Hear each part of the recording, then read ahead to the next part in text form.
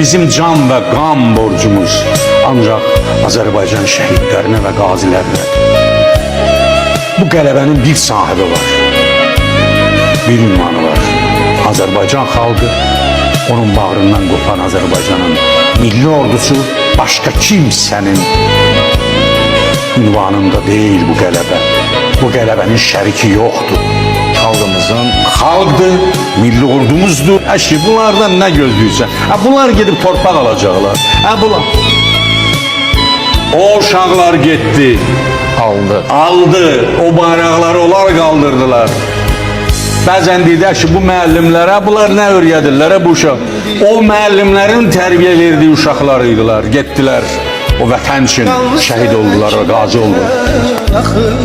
Əlini, qolunu, gözünü itirdi. Amma vətən... Kalan olduğunu unutmak olar mı sizi şehitler?